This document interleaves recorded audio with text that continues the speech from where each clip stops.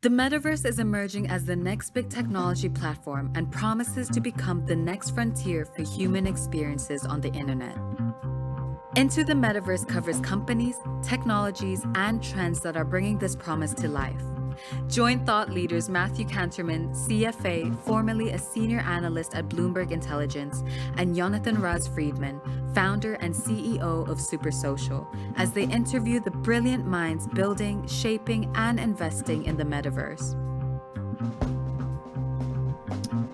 Welcome to Season 2 of Into the Metaverse. We're back and better than ever after a short hiatus. In Season 2, we're going to be doing things a little bit differently, but we still plan to bring you the best minds building, investing in, and experiencing the metaverse.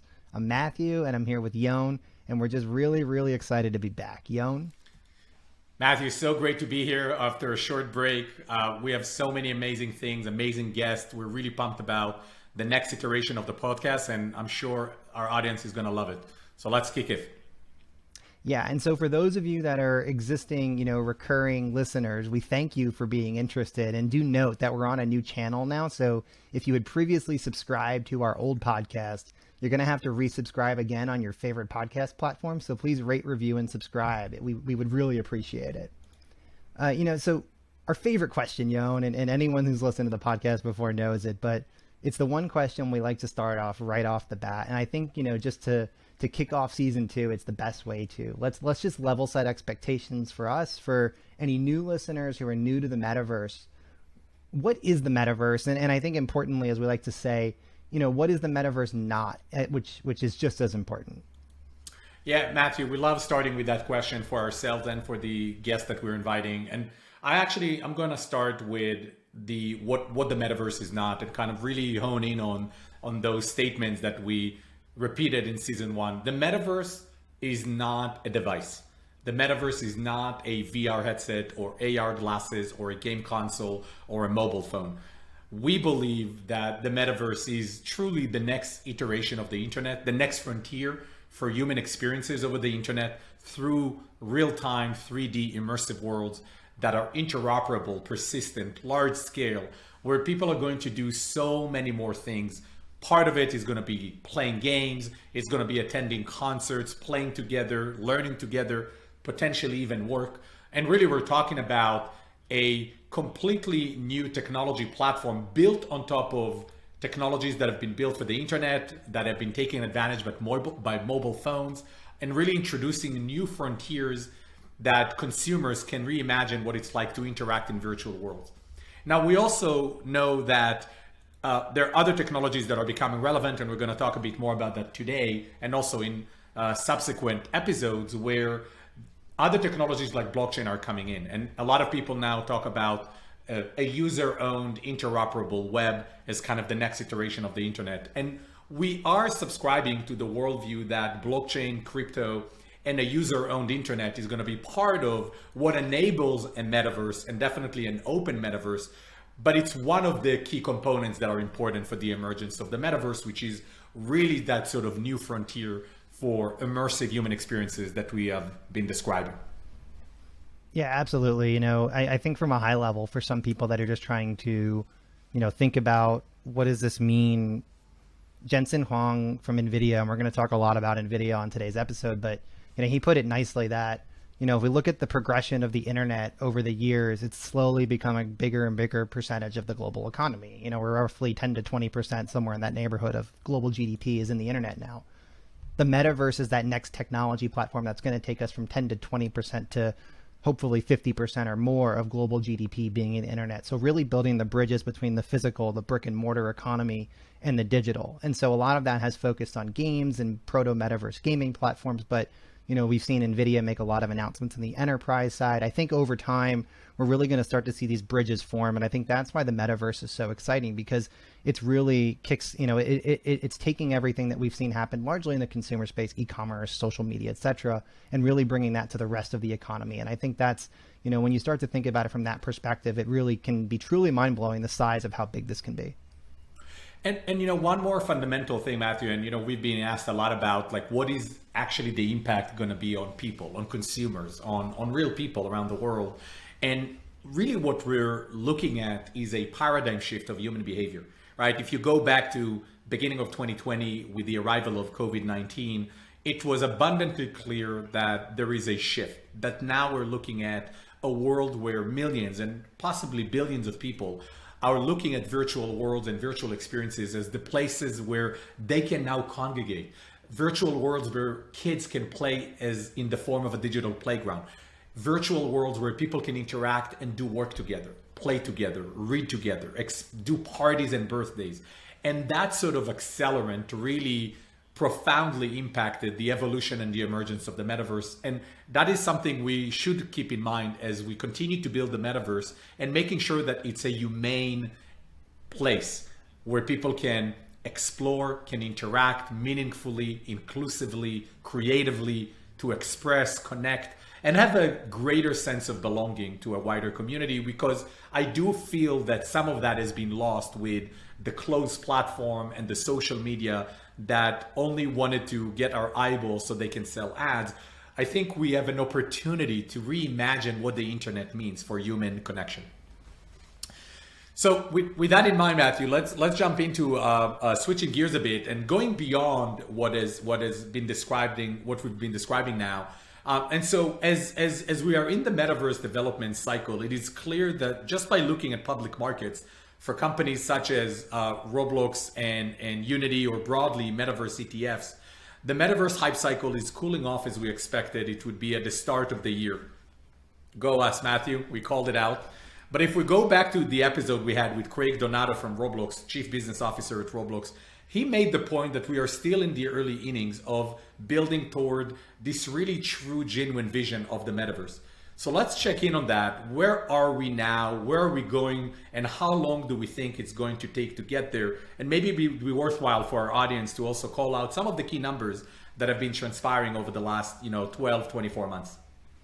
Absolutely. I'm a baseball fan. It's just about opening day that we're recording. So happy baseball for all the baseball fans. I think we're maybe in the top of the first inning. We might be getting into the bottom of the first inning of the metaverse, to put it in baseball terms. And this is probably an extra inning game for everyone. So, I mean, this is a long haul, and we're just in the very early stages. I think the reason that the metaverse hype cycle blew up is, first off, I think, as you mentioned, the pandemic, I think really it highlighted for a lot of people who previously were kind of anti-digital socialization and all of this, they realized that it can actually be a lot of fun. And it's I'm not saying it replaces your physical interactions, but it's a way to interact when you physically can't. And for a lot of people, it was a decent enough substitute. And they're realizing that there's a lot of interesting things they can do in the digital world that they didn't know they could before. So I think that's part one. I think part two is obviously the public market side. We saw the IPO of Unity.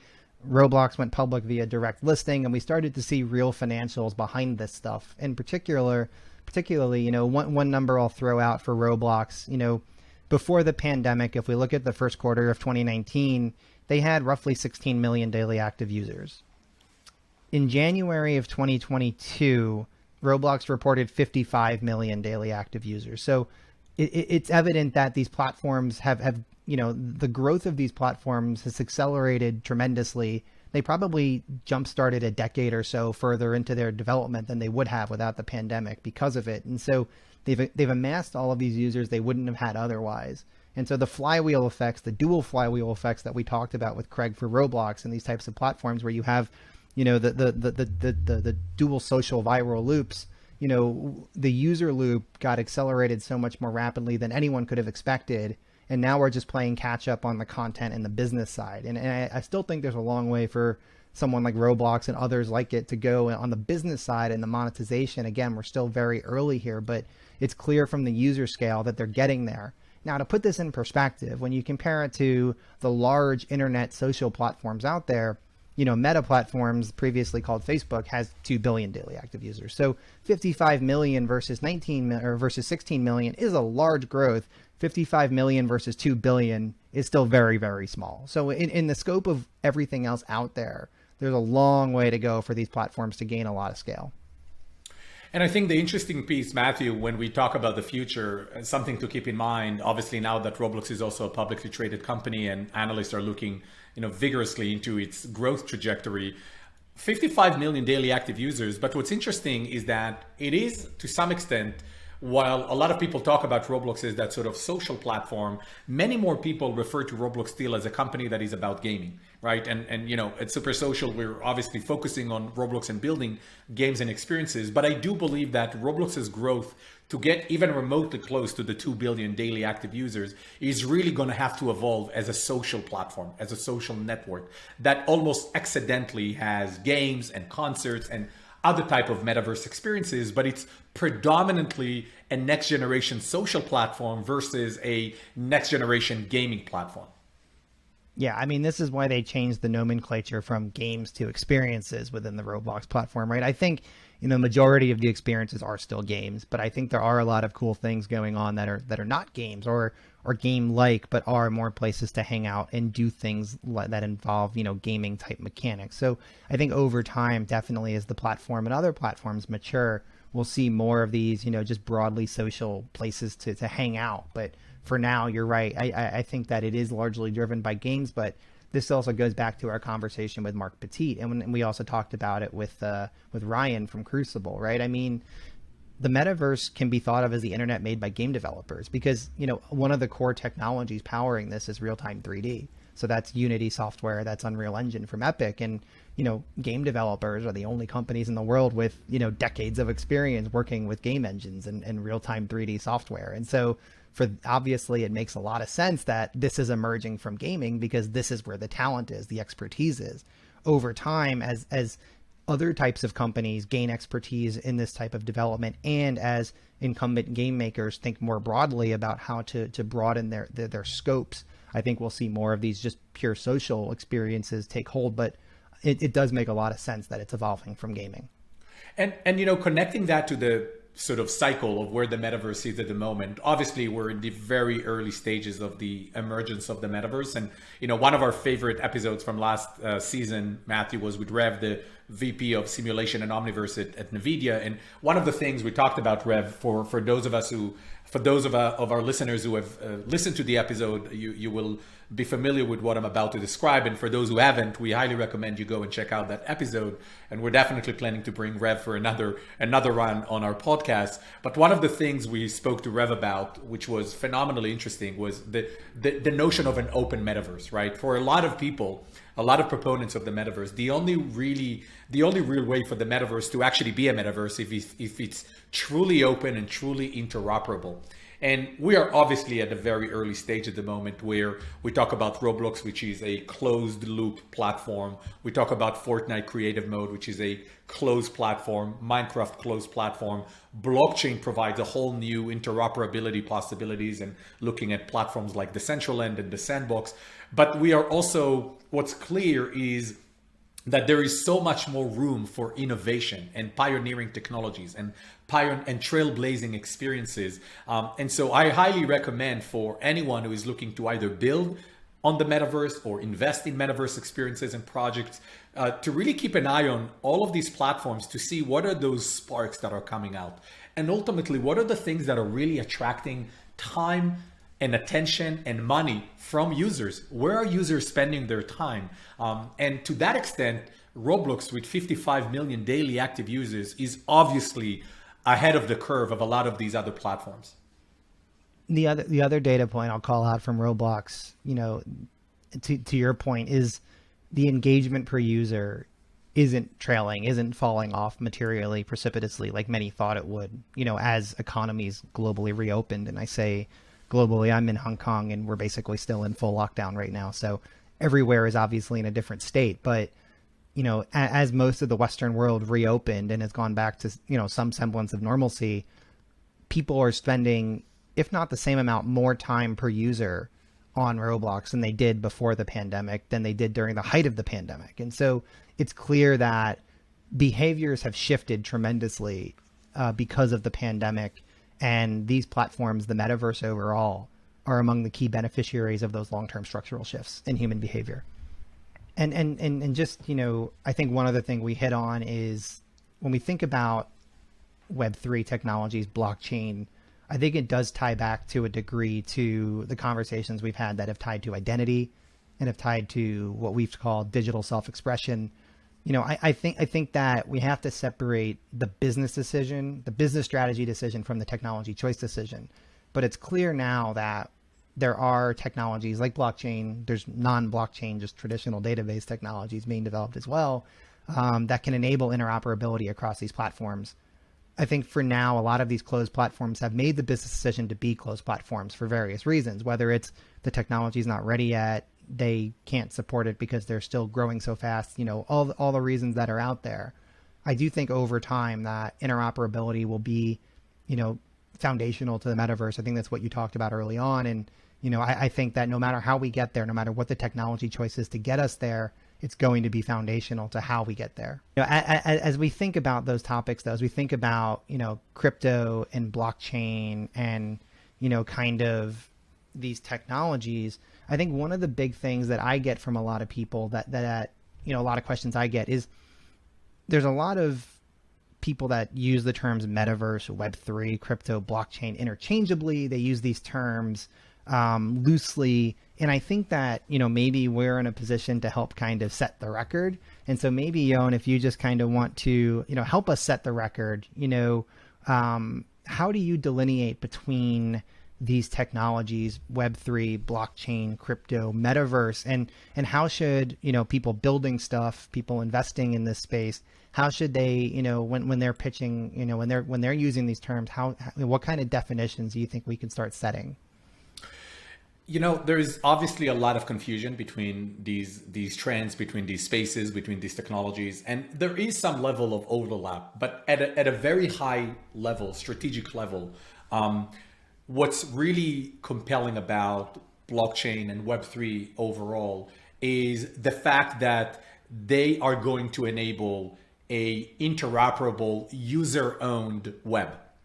And when you think about the vision of the metaverse becoming a large-scale, interoperable, persistent, real-time, massive virtual worlds where so many different activities are happening, mimicking real life and creating completely new behaviors and experiences that are only possible in virtual worlds, Web3 technologies are going to play an important part in enabling that.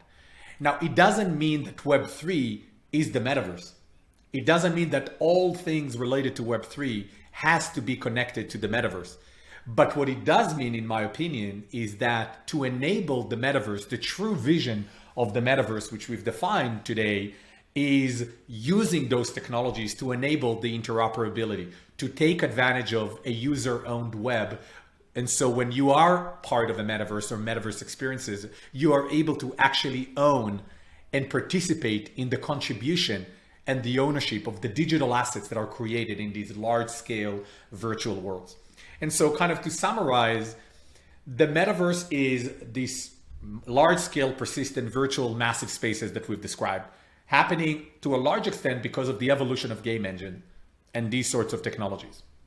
Web3 is going to enable a user-owned internet, which is going to allow and enable the interoperability and the ownership of the digital assets and the things that we create or consume, and being able to bring them to other spaces in the metaverse and also trade them.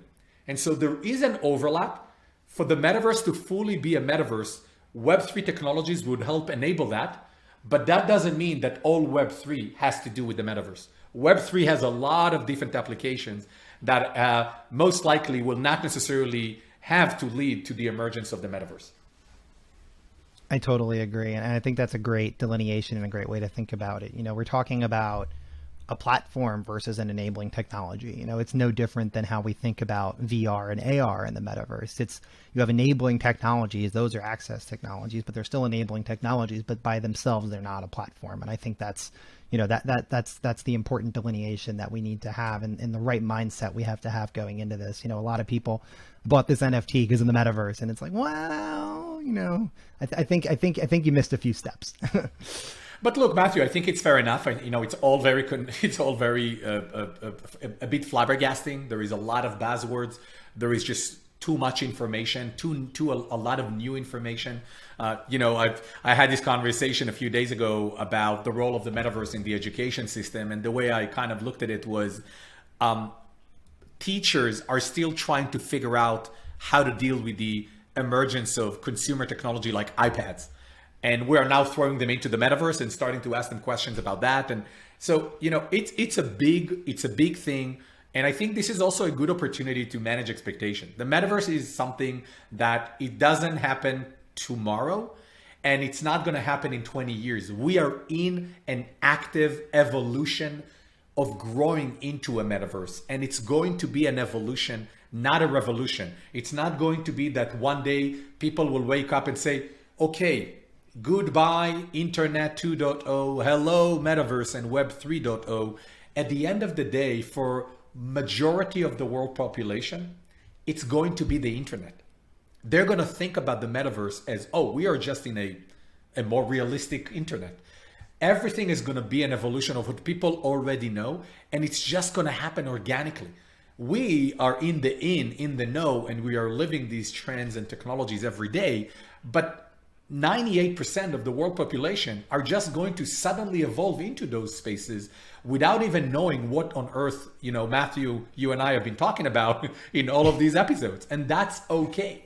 We just need to make sure that we are not delusional that the rest of the world really want to be part of the conversation about the technology. And this is where human behavior and the impact on consumers and people comes into the conversation. We just need to be minded of those things. And so, Matthew, switching gears, one of the things that we have been talking about extensively in our podcast is our shared excitement for companies and entrepreneurs that are doing the hard work, with the digital picks and shovels to build the backbone of the future of Metaverse platform. Companies like Unity and Epic Games and Roblox and many, many others. One that we recently spent an entire episode on is Nvidia, and especially their Omniverse platform. And if you missed our episode with Rev, as I said earlier, please go and check because it was phenomenal. And so a few weeks ago, Nvidia hosted their annual GTC conference and spent a lot of time talking about Omniverse and made many cool announcements that would be good for us, Matthew, I think, to highlight and discuss. So why don't you kind of give a rundown of some of these key announcements and what it all means? Absolutely. Thanks. And so, I think, just kind of winding the clock back, almost a year ago, exactly to the day when I was still working for Bloomberg Intelligence, I put out a market size forecast for the metaverse, looking at the market as an $800 billion opportunity, mostly driven by the consumer space. And I got a lot of pushback from a lot of people saying, I'm out of my mind. Those numbers are massive. They're not reasonable, blah, blah, blah, blah, blah.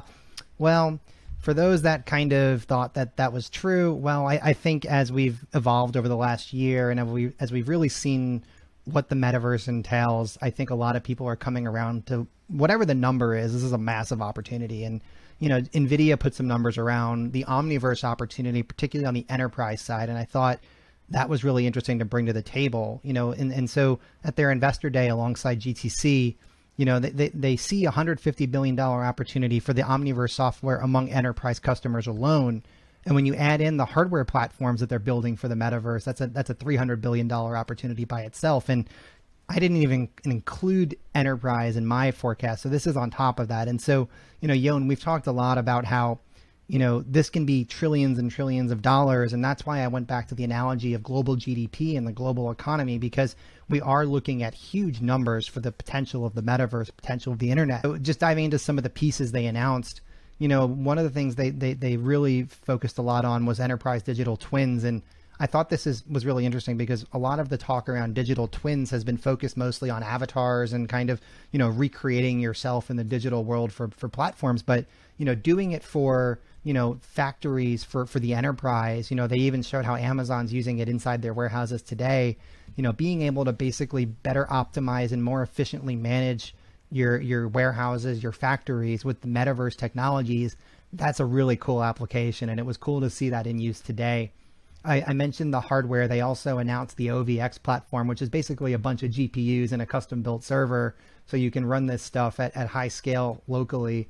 And then for people that don't want to run their own server farms, they also announced cloud services specifically dedicated to the Omniverse for game designers and artists to collaborate remotely. And so, I think one of the things that Rev spent a lot of time talking about was the fact that, as the internet's evolved, we've democratized various different forms of media. We've democratized print. We've democratized audio, we've democratized video, but the one thing we really haven't democratized is real-time 3D development, because it's really hard to do. And so with some of these tools that they've announced, particularly the cloud services for Omniverse, where basically you can run on RTX, GPUs in the cloud, so you don't have to have all that compute power locally, we're really pushing the envelope to start democratizing these technologies and putting it in the hands of creators much more easily. And I think that's the most exciting part of what they announced. And it's such a fundamental announcement, Matthew, that one of the things we talked previously that I am so excited about is the democratization aspect of things, right? And if you look again at a platform like Roblox essentially democratized the power of game development and 3D creation to a whole new generation of kids that started as users and then evolved to become developers and now business owners and so on and so forth. And so Nvidia's mission of making many more of those tools accessible is really going to be paramount to create an open, interoperable, massive global metaverse, because we're going to need a lot of people, and we would want to provide the opportunities for many more people to create content and take it away from a small portion of the world population who create content and experiences, and really making it available to many, many more people who create new things and also create things on top of existing things. And so when you think about IP, and when you talk about IP in the context of decentralized technologies like blockchain, we can really, it's almost like enabling at the intersection of technology and content, a whole new renaissance of IP creation at a global scale for potentially, the way I think about it, 100 billion non-fungible people around the world. And these are going to be all the people that has avatars and characters that live in the metaverse, because guess what? In the metaverse, I can be many, many different people. I can have many, many identities. And so that's why I think of it as a market size that could potentially be in the trillions. And, Matthew, just like there was the inflection point of the singularity, I do believe that there's going to be a point of time where people are going to care as much about their virtual identity or identities as they do about their physical real life identity. And when you think about it like that, think about the economic activity around a transformation of that sort. We could be talking about trillions of economic activity happening only in these massive virtual spaces. I agree. And just one point before, to wrap up kind of this part of the conversation, a lot of the pushback from a lot of people is, I don't want to live in the computer. I value physical interaction. I think that anyone that's a true proponent of the metaverse doesn't want to replace physical interactions with digital ones. We want to enhance them, supplement them, complement them. And I think one of the things that Rev also talked about with us with Omniverse, with their digital twin technology for avatars, is the fact that, when you're not actively using them, they're not in quote unquote drone mode where you're operating them, the AI powering these things can have them operate by themselves in the background. So your avatar can interact with your friends via AI because it learns how you operate and how you act while you're off in the real world. And so I don't think anyone is advocating for replacing the real world, the physical world, with the digital, but it's bridging the two together, and it's increasing the number of interactions we can have, particularly with people that are distant. I mean, Yon, we've been going back and forth for almost 2 years now. We've started a podcast together. We've never met. And so one last topic we want to hit on today, and it does stay with the Web3 crypto theme that we want to hit on more in season 2. It's literally the 800-pound gorilla in the NFT room. Recently, the parent company of Bored Ape Yacht Club, Yuga Labs, raised a lot of money, $450 million at a $4 billion valuation. Obviously, congrats to everyone at Yuga Labs and all the investors. It's always good to see companies raising money. And as cynical as I can be sometimes about this stuff, I'm always happy for people that are able to successfully raise money like this.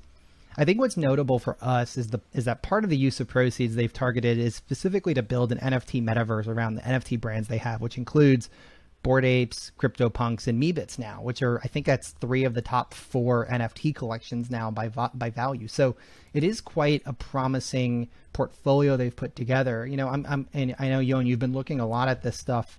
Any initial thoughts to kick off the conversation?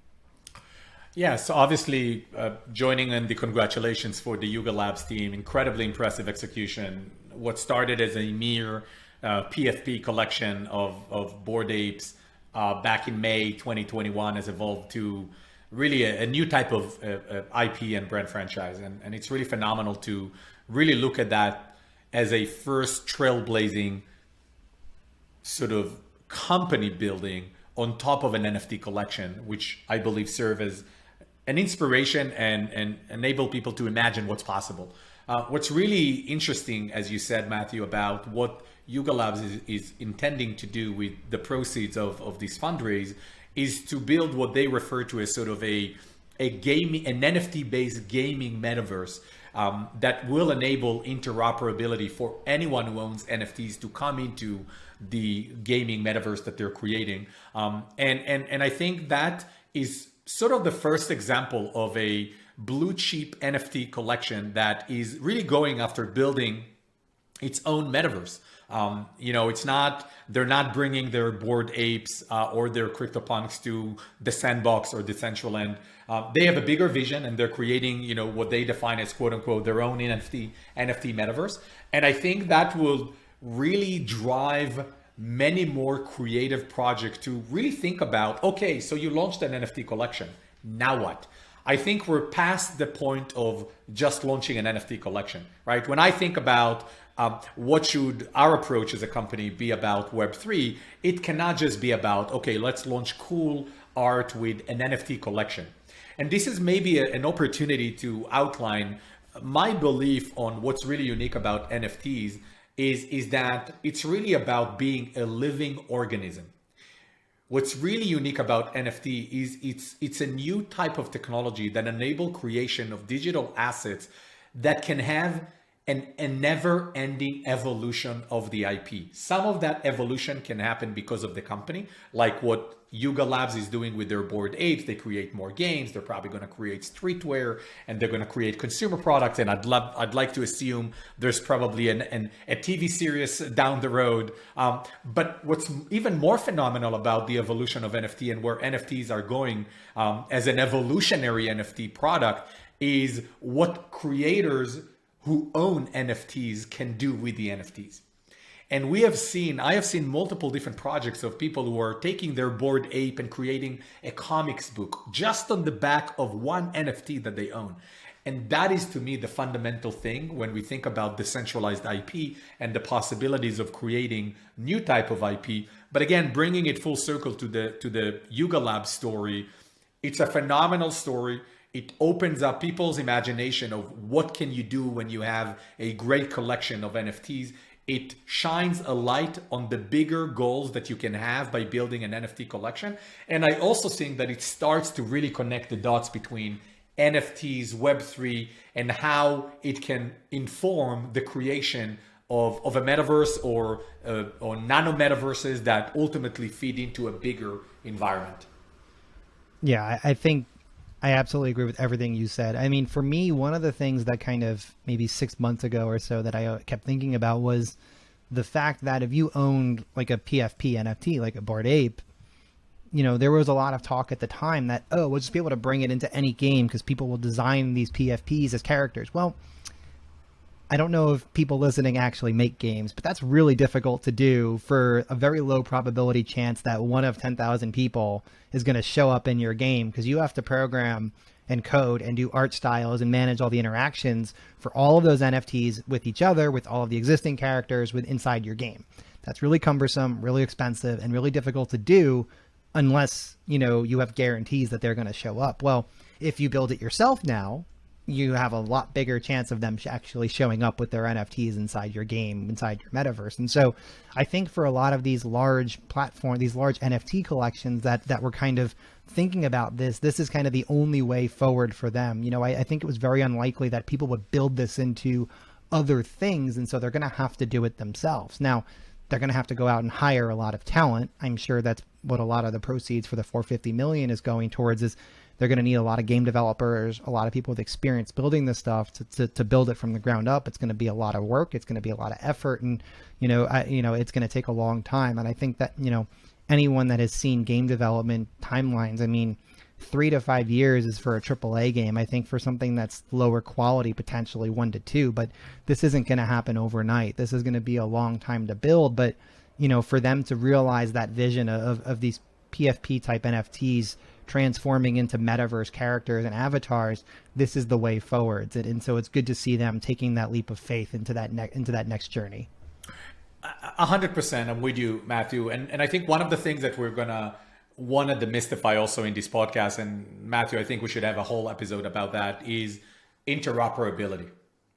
It's such a big word. It's being used so lightly. And yes, we're going to launch a game and it's going to be interoperable. Interoperable with what? Why would anyone want to bring a certain NFT that they have in a game A in a certain genre? Why would they want to bring it to game B with a whole different genre? Does it make sense? Is it going to be a shared economy? Is the value going to be the same? Or is there going to be a arbitrage? So you're going to go and buy an NFT cheaply in one game and you're going to go and sell it in a different game because you're going to sell it for a bigger. How are those platforms and games are going to coordinate between themselves, the economy? I really believe at some point people are going to wake up and wait, hold your horses, like So I do believe this needs to be demystified. The level of complexity of enabling interoperability across the board is a conversation that we should have. I am excited about interoperability. I think it's important. I think there are cases where you can actually enable that, but to just use it sporadically across the board and call it out as something that is going to have to happen and anyone is going to be able to do that, I think it's a simplification of a huge technological problem, which also may not make sense to consumers. So something to keep in mind, investigate, read about, and ultimately have an episode here where we can try and help people better understand what does interoperability means, what are the opportunities, what type of experiences make sense and doesn't, and ultimately, what are some of the pitfalls of quote unquote deterministic interoperability. I also think it's important to point out that you don't need interoperability for NFTs to have value inside of a closed system, right? If you have, I know Magic the Gathering, like the digital card version is actually eventually shifting to NFTs. I think they've already announced that. And other CCGs are like, make tons of sense to go from traditional game technologies to blockchain. And, if you could, if you're a high-end player, competitive player, and you constantly are wailing on the next shiny thing, with rather than having these marketplaces for in-game currency, if you shift to NFTs, you'll have a more real-time marketplace that helps you value, older cards that you can sell off to fund your purchases of new cards. So it decreases the friction of new players joining that sort of a game because they can buy their way in for these cheaper early stage items. You make it easier for later stage competitive players to continue to be competitive at the high end. It actually potentially increases your ability to have a more competitive, balanced economy inside the game with more active players. And so I think that even within the scope of a closed type game, not even a metaverse, I think there's lots of applications for NFTs already. And then you start talking about interoperability, and that kind of it's why I go back to what I said before. And I like to separate out the business strategy decision from the technology choice, because I think that, yes, blockchain NFTs can power interoperability, but interoperability does not need to be powered by blockchain and NFTs, and nor do you need to be interoperable to have valuable NFTs. Great summary and insights for our audience. Love it. And so with that, I think we're going to wrap up our first episode of season 2. Again, everyone, please, if you're new to the podcast or if you're a returning user, rate, review, and subscribe on our new channel. And we're looking forward to bringing you lots of new content over the next few weeks around all these great topics, including the metaverse, Web3, and the future of technology. Thank you.